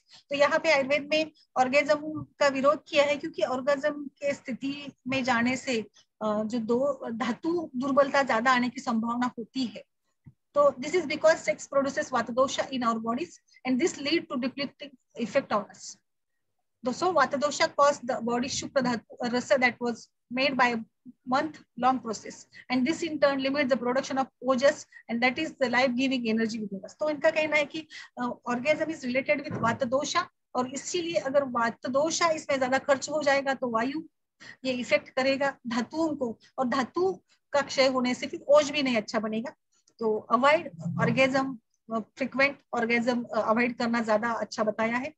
So have foods that are natural aphrodisiacs like and stimulate the production of shukra dhatu such as ghee, coconut juice and milk. तो आपके आहार में रस धातु युक्त पदार्थ रखिए जो कि ओज को बढ़ाएंगे, शुक्र को बढ़ाएंगे, धातु का बल बढ़ाएंगे। तो मतलब ज्यादा ये जो वात की जो एनर्जी चली जाती है सेक्सुअल, इसमें वो खर्च नहीं होगी, और खर्च होती भी है तो आपको इसको इक्वलाइज करने के लिए इस प्रकार से खान पान में कुछ आप घी वगैरह जो भी बताए गए, धातु पोषक, शुक्र धातु पोषक, उसमें माश भी होता है, बहुत सारे नट्स वगैरह भी बताए गए। अभी हम बात करेंगे कि वात प्रकृति की व्यक्ति का क्या कैसे नेचर होता है। सो सी वायु इज ऑलवेज एनर्जेटिक, ज्यादा कुछ मतलब एक जल्दी जल्दी करने वाला हमेशा हर बात में। तो वहां पर भी यहाँ पर भी वैसे ही बताया है। Vata individuals can be creative, responsive and sensual lovers. They often avoid sex because it can be very destabilizing for them. So वाता के बारे में ये बताया गया है कि डायरेक्ट सेक्स से उनको रोमांस या फिर बातें करना या इस प्रकार से कुछ सेंसुअल बातें उनको अच्छी लगती है, because yet despite that their natural low sex, उनकी जैसे हमने पढ़ा था कि वायु में शुक्र की अल्पता होती है, अपत्य की अल्पता होती है, तो सेक्सुअल डिजायर भी कम ही होती है। तो इसीलिए दे avoid the actual sex, they love romance, मतलब बाकी सभी बातें उनको अच्छी लगती है, बट जैसे कि उनमें अल्प शुक्रता होती है, सो मतलब ये थर्स्ट या ड्राइव जो होती है वो कम होती है। But sex is very important for vata type, but only as an expression of love, बस प्यार दिखाते ऐसा हम कह सकते हैं। Initially vatas are reluctant to commit to relationships and may come across as cold sexually, but once they meet a person who makes them feel safe and nurtured, they become exceptionally faithful, expressive and satisfying the sexual partners. बिल्कुल जैसे कहा है हमने बार बार पढ़ा है वात प्रकृति के स्वभाव को लेकर कि थोड़ा सा इनको समय लगेगा, मतलब इनके जो पैशंस है, इनके जो कुछ कंसिडरेशंस होते हैं, इनके हिसाब से कोई व्यक्ति सामने वाला मतलब पार्टनर उनको मिलता है, फेथफुल उनको लगता है, क्योंकि वायु के लिए हमेशा एक वायु ज्यादा जल्दी विश्वास नहीं कर पाते, अनफेथफुल होते हैं। तो इनको ऐसे कुछ समझ के लेने वाला, विश्वास दर्शाने वाला, कुछ एक्सप्रेसिव उनको सेटिस्फाई करने वाला पार्टनर अगर मिलता है तो इनको अच्छा लगता है। सो वाता type have long for romance, beauty, and creative expression. Their partners would be wise to indulge these cravings because doing so will help relieve the anxiety that inhabits this individual's desire for sex. थोड़ा चिंता रहती है इनको sex को लेकर भी, तो partner मतलब दोनों में से एक कोई तो भी दूसरे प्रकृति का होता है, और ये वात का है तो दूसरा अगर कफ का होता तो ज्यादा अच्छा बताया है। इन दोनों का संयोग मतलब इनके जो भी कैरेक्टर्स है इनको लेकर तो इनको एक दूसरे को समझना, सहलना, जो भी बातें होती है अच्छे से हो पाती है। So despite their love of novelty, Vatas find comfort in traditional values and routines, and so they are likely to find sex more fulfilling when encounters are planned and include old-fashioned courtship rituals and plenty of mental and physical foreplay. तो ये मतलब foreplay वाला जो है ये वाता में ज्यादा बताया गया है, एक्चुअल सेक्स से ज्यादा ये इनको पसंद है क्योंकि इनका स्वभाव है मतलब रोमांटिक, गाना बजाना, हंसना, खेलना, कुछ बातें करना, एनर्जी वाला कुछ एक्टिव वाला इनको एक पसंद आता है। सो वात की स्त्रियों के बारे में अगर हम देखेंगे तो वात की स्त्रियों में तो इरेगुलरिटी होती है, मेंस्ट्रुअल साइकिल में भी तो वात प्रकृति की व्यक्ति या स्त्री में अगर देखेंगे तो इनफर्टिलिटी की प्रॉब्लम ज्यादा होगी, क्योंकि जैसे पुरुष में भी धातु तो शुक्र दोनों में भी है। शुक्र धातु जो स्त्रियों में बताया गया है वो गर्भधारणा के लिए नहीं काम करता है। स्त्रियों में ortho is responsible for the conception and in males शुक्र इज देयर, बट इन मतलब स्त्रियों में भी शुक्र होता है जो कि धारण का कार्य करता है, जो कि क्वाइटस के दौरान योनि से एक स्त्राव निकलता है, इसको हम शुक्र धातु कह सकते हैं। तो ये शुक्र डिफरेंट है थोड़ा सा स्त्री और पुरुष में कंसेप्ट जो बताया है आयुर्वेद में। तो so vata woman is the type most apt to have difficulty in conceiving. तो कंसीव करने में वाता जो फीमेल होगी उसको टाइम लगेगा, समय लगेगा। Same things are there like रुक्षता, ड्राइनेस ऑफ वजाइना, कुपोषण, वजाना या यूट्राइन जो भी सभी पार्ट्स होते हैं उनका भी पोषण अच्छे से नहीं होता है। सो स्ट्रेस रहता है इनमें, कुछ ड्राइनेस है, लॉस ऑफ वेट है, अपान वात डिस्टर्ब रहता है। तो the energy that governs outward and downward movement in pelvic region such as में, तो अपान वायु का बहुत बड़ा रोल बताया है सभी बातों में, मतलब सेक्स से लेकर गर्भधारणा या फिर फिटस का बाहर निकालना हो सभी बातों में। तो अपान वायु का नॉर्मल रहना बहुत जरूरी है, बिकॉज यही मूवमेंट होती है, क्योंकि वहां पे जो भी सेक्सुअल मूवमेंट होती है उसमें भी अपान वायु की ही गति होती है। सो these issues may also impair male fertility by interfering with the production and ejaculation of semen. तो स्त्रियों में ये बातें हो गई कि इरेगुलरिटी मेंसेस की, शुक्र का स्त्राव कम होगा, शुक्र अल्प होगा, दुर्बलता होगी, तो इसीलिए कंसीव नहीं पाती। वही सेम वे पुरुष को अगर हम देखेंगे मेल इनफर्टिलिटी को, तो मेल में वात प्रकृति के मेल में like premature ejaculation is there, ज्यादा मतलब प्रीमैच्योरली सीमेन इजैक्यूलेट हो जाना है, या फिर मतलब समय पे नहीं इजैक्यूलेशन होना, ये भी इनमें होता है। कभी कभी स्पर्म काउंट भी कम होता है, स्पर्म की मोटेलिटी कम होती है। There are so many reasons, बस इसको हम वात दोष के साथ जोड़ने का प्रयास यहाँ पर कर रहे हैं। तो मोटेलिटी, इजैक्यूलेशन इरेगुलर होना और प्रोडक्शन भी सीमेन का कम होना, स्पर्म काउंट कम होना, ये वात की प्रभावता से होता है। So not the early but late ejaculation, also low sperm count. So यहाँ पर ये बताया गया है कि जैसे हम आजकल की लाइफस्टाइल को लेकर बार बार बातें करते हैं, तो वात प्रकोप में जो भी सारी बातें हैं हमने पढ़ा है कि लाइक ट्रैवलिंग है, चिंता है, शोक है, वेग धारण है, वगैरह वगैरह, इसको सब कम करना है। Travelling, outwork and irritating schedule और worried mind can extinguish the sex drive of वात टाइप। तो वात को सेक्स को पावर को बढ़ाना है तो ये सभी बातों को देखना पड़ेगा कि ये सब ना किया जाए। थोड़ी सी शांति से, स्थिरता से लाइफस्टाइल उनकी हो, मतलब आराम से कुछ करना, बैठना, उठना, खाना, घूमना वगैरह सब, सभी बातों में जल्दी है, प्रवास है, चिंता है, तो ये मतलब ज्यादा से ज्यादा इनकी जो इनका जो डाइवर्शन उनका होगा और अच्छा मतलब अपत्य में भी इनको प्रॉब्लम आएगी, इनफर्टिलिटी ज्यादा होगी। Their partner can help recharge their sexual appetite by appealing to their romantic side and helping them re-establish a calming routine with regular meals and plenty of time to slow down, rest and nourish themselves. बिल्कुल, वैसे मैंने अभी कहा कि एक व्यक्ति वात का एक पार्टनर है तो दूसरा अपोजिट अगर कफ का होता है तो इनको रिचार्ज करने में, इनको जो चिंता है वो कम करने में, उनका मूड चेंज करने में, या फिर बैठकर खाना खाना है, कभी पिक्चर जाना है, कोई भी जो भी बातें होती है जैसे नॉर्मल पार्टनर मतलब हम फैमिली लाइफ में, ये सब अगर कोई उसका पार्टनर अच्छे से करता है तो ये भी अच्छे से इन्वॉल्व हो पाते हैं सेक्सुअल लाइफ में, या इनका भी रिजल्ट अच्छा आता है, या बच्चों में भी प्रॉब्लम्स नहीं होती है, and they can both the couple can live happily if the partner is like that, की अपोजिट वाला हो और उसको एक मोल्ड करने वाला हो, कुछ रोमांटिक साइड में ले जाने वाला हो, तो ये बातें ज्यादा अच्छी होती है। Now the next one is पित्त दोषा। सो सी पित्ता इज अगेन नाउ पित्त, तीनों दोषों में अगर देखेंगे तो पित्त प्रकृति के लोग ज्यादा रोमांटिक और ज्यादा मतलब सेक्सुअल इसमें ज्यादा इंटरेस्टेड होते हैं, क्योंकि वायु तो इरेगुलर है एंड कफा इज स्लो, तो बीच वाला तो पित्त है, तो पित्त can have a good sexual life. So Pitta types are fiery, attention-seeking, ambitious, passionate by nature, and tend to think of themselves as amazing lovers. तो पित्त का तो सब कुछ कहीं मैं परफेक्ट हूँ, एंड वो परफेक्टली करते भी है, तो वो सब कुछ ऑर्गेनाइज्ड प्लान्ड, तो इनको अलग अलग कुछ कॉस्ट्यूम पहनना, अलग अलग प्रकार ये करना, ये भी इनको पसंद आता है। However, their unreliability and impatience may prove frustrating for their partners. But इनका ये कुछ ज्यादा कुछ impatience होना भी कभी कभी आगे वाले सामने वाले उनके पार्टनर को भी कभी कभी एक मतलब ये पैदा कर देता है, कुछ प्रॉब्लम पैदा कर देता है। So their tendency to view sex as a competition may prevent them from ever experiencing complete satisfaction. तो ये कहीं पे भी कंपटीशन में लग जाते हैं, तो इस बात में भी वहां पे भी उनको कुछ पार्टनर से भी कुछ एक प्रकार से ऐसे कंपटीशन के जैसे ये करने लग जाते हैं। may seek to dominate their partners, और वो डोमिनेट भी करने लगते हैं। इस बात पे भी बहुत बार ऐसे हम पिक्चर्स में वगैरह भी देखते हैं कि ड्यूरिंग द मतलब सेक्सुअल कॉन्टैक्ट के दौरान भी कुछ झगड़े वगैरह हो जाते हैं, एक दूसरे के को प्रॉब्लम्स होते हैं। To invigorate, elevate and lend deeper meaning to their sexual relationships, Pitta type should focus on channeling their super intense energy through the heart rather than their sex organs or intellect. बिल्कुल, तो ये बताया जाता है कि जैसे कि ये ज्यादा बुद्धि वाले होते हैं, बुद्धि की तरफ सोचकर ज्यादा मतलब कुछ एम्बिशन से कुछ इसी पेस में, तो इससे ज्यादा अगर हो दिल से मतलब ना कि ये एक जो ये इंटरकोर्स होता है बस एक रूटीन या कुछ अपना एक दिखाने के लिए कि मैं बहुत ज्यादा पावरफुल हूँ या मैं डोमिनेट हूँ, मैं ऐसा हूँ तो मैं ये कर सकता हूँ, अच्छा इससे ज्यादा आपको आपके दिल से सोचना है, तो आपका ये लाइफ जो हो गई ज्यादा रिलेशनशिप्स आपकी अच्छी चलेगी। सो मतलब इनको बुद्धि से ज्यादा दिल से काम तो है ही है।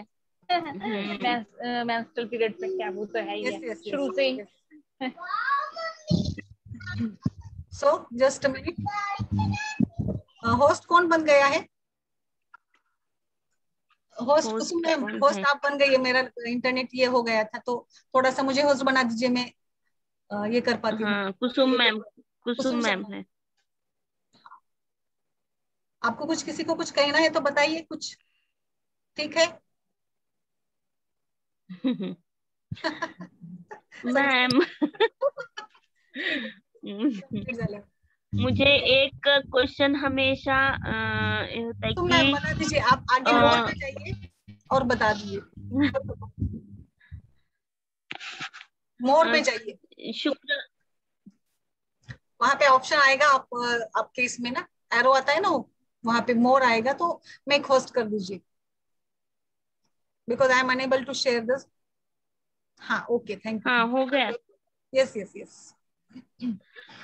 तो मैम मुझे एक क्वेश्चन ऐसा है कि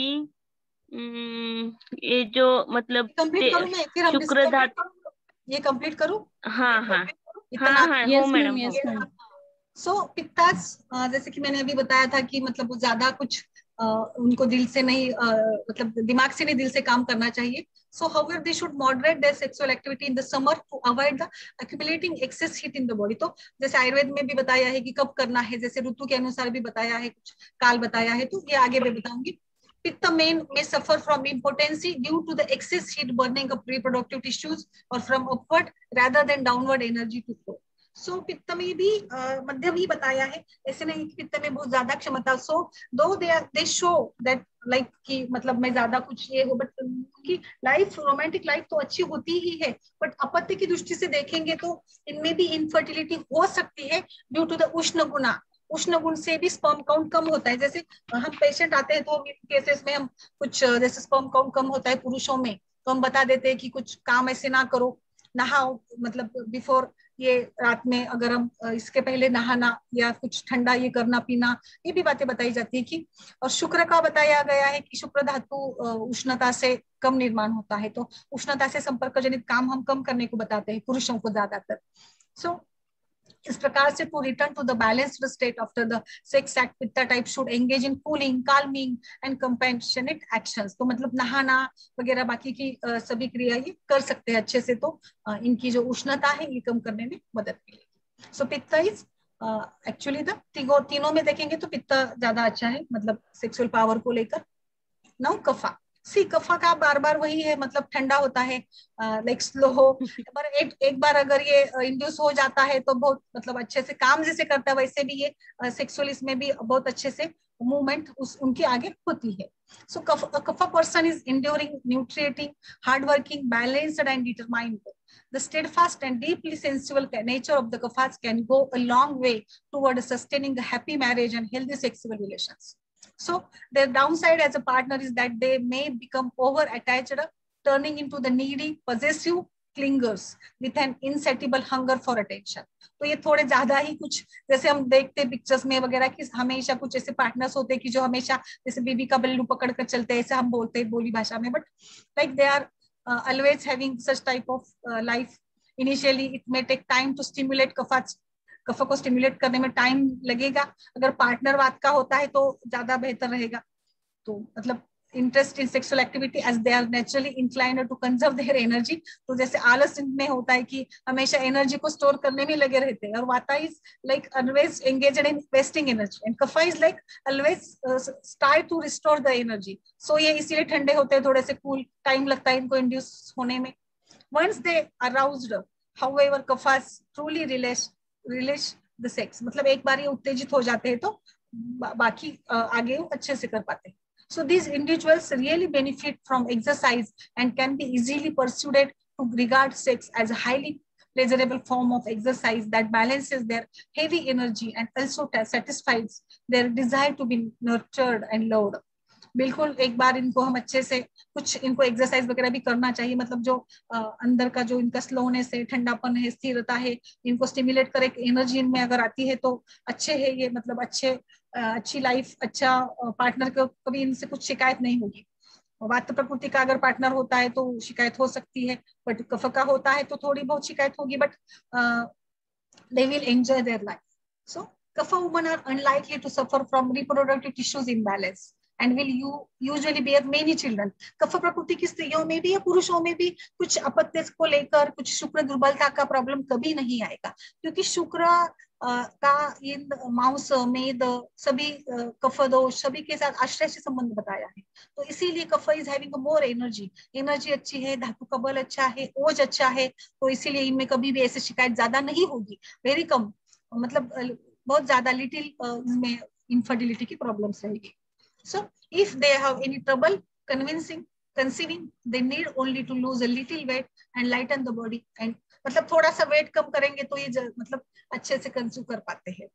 Their strong build and excellent physical and mental stamina enable them to give birth easily and recover quickly after. बिल्कुल ये भी बात मैं बताना चाहूंगी, जैसे सुतिका को भी हम अगर पढ़ेंगे या मतलब कंसीव करने में प्रॉब्लम वायु में आती है, बट जैसे कि वातक का बच्चा भी वैसे रोने वाला होगा, वात प्रकृति की स्त्री का भी जल्दी मतलब उसमें स्तन्य की प्रवृत्ति भी कम रहेगी, स्तन्य पान से बच्चे का पेट भी नहीं भरेगा, तो स्तन्य की भी कमी रहेगी इसमें। इसके साथ साथ थोड़ा जैसे कि इसका वजन भी नहीं बढ़ेगा, स्तन्य सुतिका अवस्था में भी कुछ पुरुषता, फिर अपान वायु की प्रॉब्लम रहेगी, पित्त का जो होगा बच्चा वो भी थोड़ा मीडियम इम्यूनिटी वाला होगा, बट कफ का जैसे बताया है नॉर्मल लेबर में भी अच्छा काम आएगा, कफ प्रकृति की स्त्री का नॉर्मल लेबर भी हो सकता है अगर इसने अच्छे से कोऑपरेट किया तो, बट थोड़ा ओवरवेट नहीं होना, तो इसीलिए प्री कंस्यूम में हम इसको बता देंगे कि आप वेट कम कीजिए, तो मतलब कंस्यूम भी अच्छे से कर पाएंगी और फिर नॉर्मल डिलीवरी में भी काम आएगा ये। So while the abundance of the earth in their elemental makeup supports these qualities, it can also foster tissue buildup that manifests as endometriosis or ovarian cyst. In men, this earth predominant constitution may contribute to the development of an enlarged prostate. तो इनमें मतलब prostate enlargement वगैरह हो सकती है पुरुषों में, इस प्रकार से देखा जाए तो। और स्त्रियों में, कफ प्रकृति के स्त्रियों में कुछ अर्बुद की शिकायत हो सकती है, बिकॉज अर्बुद इज कफजनित व्याधि, अलग अलग प्रकार के जो भी अर्बुद होते हैं गर्भाशय में कफ से ही होते हैं, तो ये इनमें ये प्रॉब्लम हो सकती है। यस करेंगे हम डिस्कस जस्ट अ मिनट। तो यहाँ आयुर्वेद में बताया है कि जैसे वसंत ऋतु, इन ऑटम वसंत ऋतु sex on every 3rd day is advised, in rainy season वर्षा ऋतु सेक्स एट 4 नाइट, यानी 4 दिन के अंतराल में करना है, और once in 15 days is advocated.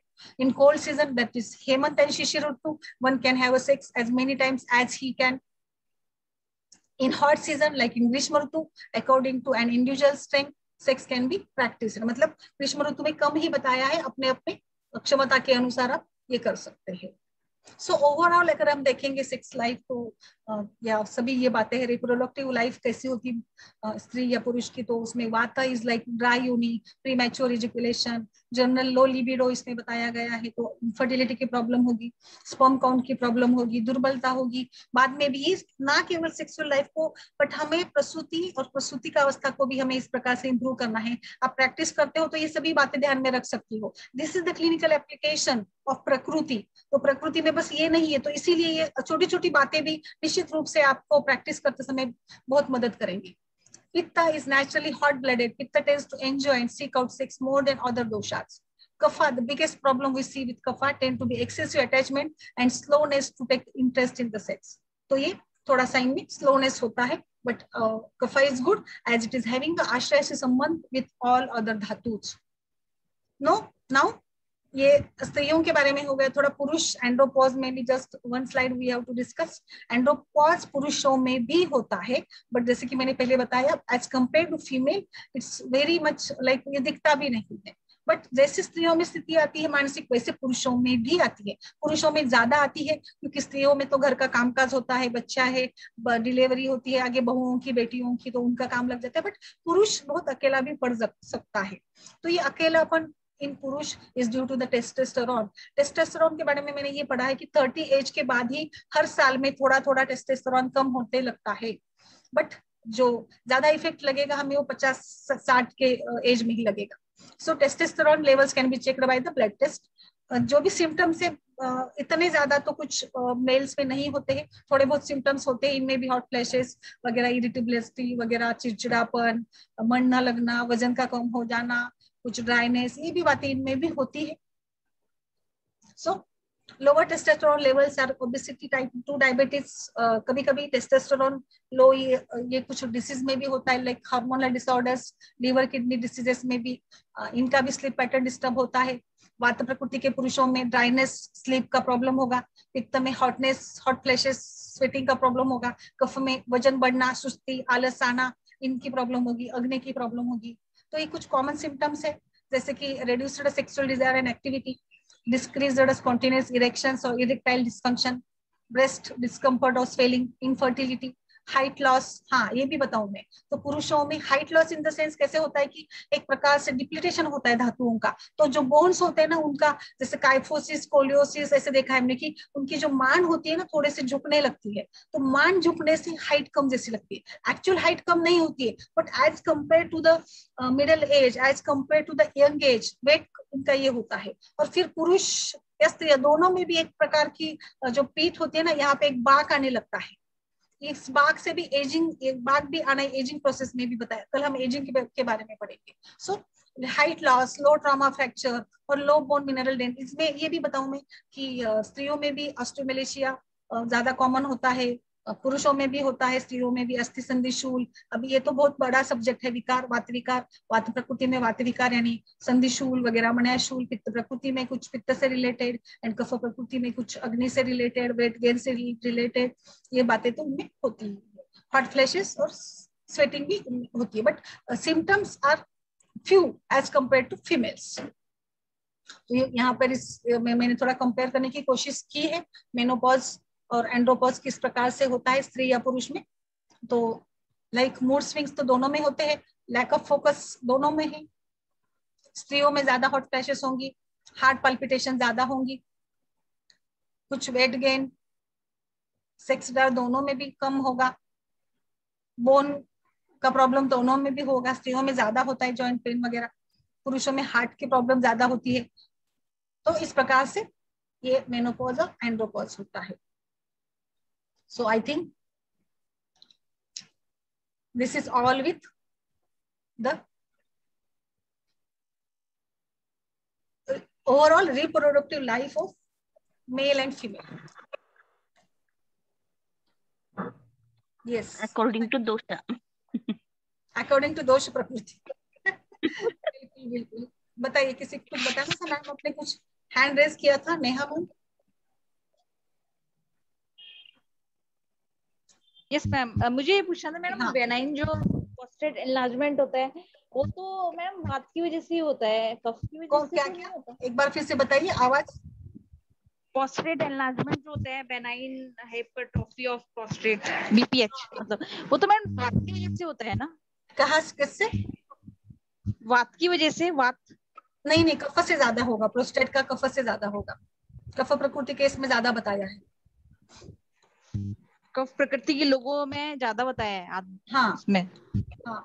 अच्छा. यस.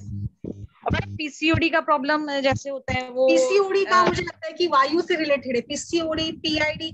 पीआईडी मुझे लगता है पीआईडी लाइक इन्फ्लेमेशन ज्यादा रहता है, तो ये पित्त से रिलेटेड रहेगा. पीसीओडी में वायु का ज्यादा ये रहेगा, वात रिलेटेड. मैम वात और कफ दोनों का है, दोनों का होगा पीसीओडी में. और फाइब्रॉइड.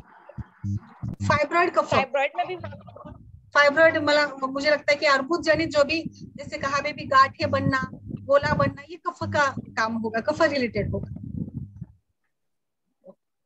मतलब हाइपरप्लाजिया सब कफ रिलेटेड हाँ, है. हाइपरप्लेजिया कफ से रिलेटेड होगा.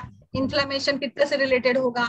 एंड लाइक कुछ जैसे आपने बताया कि जो मतलब इनफर्टिलिटी में भी जो कुछ ये होता है, तो ये ज्यादा वात में ही दिखाई देगा. ऑस्टियोमलेशिया या कुछ कैल्शियम डिप्लीटेशन, हाँ, ये ऑस्टियोमेलेटिस वगैरह, ये सभी वात से होगा. तो ये तो बहुत मतलब बहुत अच्छे से हम कोरिलेट कर पाते हैं, क्योंकि वायु और अस्थि का आश्रय संबंध है. आप शुक्र के बारे में पूछ रहे थे संगीता, तो शुक्र धातु के बारे में मैं इसीलिए मैंने बताया.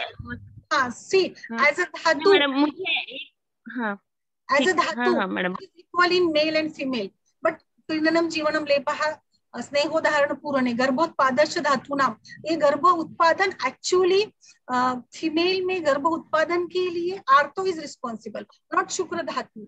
बिकॉज शुक्र धातु को ज्यादा स्त्रियों का आर्थो को रिलेट किया है, बट ज्यादा से ज्यादा अगर हम स्पर्म से काउंट करेंगे, स्पर्म काउंट से जोड़ेंगे उसको, तो ये पुरुष का शुक्र रिस्पॉन्सिबल होता है. और स्त्रियों में शुक्र धातु या बाकी धातु के केवल गर्भ उत्पादन छोड़ के, जैसे धैर्यम, चवनम, प्रीति, हर्ष, ये सभी बातें भी स्त्रियों में भी होती है ना, प्यार, फिर आनंद होना, ढाढ़स. तो जो शुक्र धातु से ही हमें ढाढ़स आता है. इसलिए आप कभी भी देखिए, जो नपुंसक व्यक्ति होता है तो इन दे आर लाइक कि मेंटली कुछ स्ट्रांग नहीं होते हैं. और ये भी बात मैंने ऑब्जर्व की है, जो भी स्त्रियां या पुरुष, तो ये भी बताया कि शुक्र धातु सारता में बताया है, अधो नितंब भाग जो हिप होता है वो बड़ा होता है. तो नपुंसक व्यक्ति में या स्त्रियों में या पुरुषों में ज्यादा ऑब्जर्व करने जैसी बात है कि उनका जो हिप होता है, एरिया लोअर ये, तो वो पार्ट छोटा होता है. तो मतलब रिप्रोडक्टिव जो भी एरिया है, जो हमारे पेल्विक गर्डल या रीजन होते हैं, वो भी मतलब छोटे होते हैं, जो एक इनफर्टिलिटी के इसमें भी बताया है. तो एक पोषण को, यहाँ पे हमें पोषण को सोचना है. पोषण कम होता है उस एरिया का, वजन कम होना, जैसे वायु में हमने देखा है, तो ये ज्यादा रिलेट करेगा. लिबिडो, लो लिबिडो बताया है ना, वातदोष में होता है, तो ये ज्यादा हम इसको रिलेट कर पाते हैं. तो शुक्र धातु को इस प्रकार से, और जो सेक्सुअल एक्टिविटी होती है, तो स्त्रियों के जो वजाइना द्वारा जो भी एक फ्लूइड सिक्रेट होता है, उसको हम शुक्र धातु कह सकते हैं. स्त्रियों में शुक्र धातु नहीं है, ऐसा नहीं है. Shukra is there, but it is not responsible for the foetus. There is आर्थो. तो अभी मतलब समझ सकते हो आप डिफरेंस? जी मैडम, हम अगर धातु बोले तो सब धातु के साथ ओज है ना, सब धातु के इसमें सब धातु के कुछ बताया है. हाँ, 4. हाँ, तो मुझे ऐसा पूछना था कि धातु मतलब शुक्र धातु अगर हम कहे तो उसका संचय करने से तेजस्वी आती है या उसको खर्च करने से आती है? अभी तो वैसे देखा जाए तो शरीर तो मतलब रिजनरेशन, कैटाबॉलिज्म, एनाबॉलिज्म तो होते रहता है. तो कफ की टेंडेंसी नहीं होती है खर्च करने की, बट खर्च करना भी कभी कभी अच्छा है, क्योंकि नया आता है. जैसे हम रक्त के बारे में बोलते हैं ना कि ब्लड डोनेशन करने से फिर रक्त नया तैयार होता है, वैसे ही दोनों भी करना चाहिए यहाँ पे. दोनों भी जरूरी है, खर्च लेकिन- करना भी जरूरी है, हाँ। और जहाँ पर संभलने की जरूरत है, जहाँ पे रिस्टोर करने की जरूरत है, वहाँ रिस्टोर भी कीजिए, इस प्रकार से। लेकिन अभी बोलते हैं ना मैडम कि ब्रह्मचर्य, अभी ये जो साधु वगैरह रहते हैं ये तो ब्रह्मचर्य, शादी वगैरह नहीं होती उनकी, तो अगर वो तेजस्वी लुक आता है उनका, तो उनका शुक्र धातु बहुत स्टोर रहता है, होता है। मतलब हाँ, बट तो मैं बताऊँ अभी उसके लिए वो इतने तेजस्वी बोलना थोड़ा सा ये, बट कभी कभी ना ये और अगर हाँ मैं रिकॉर्डिंग बंद कर यस मैम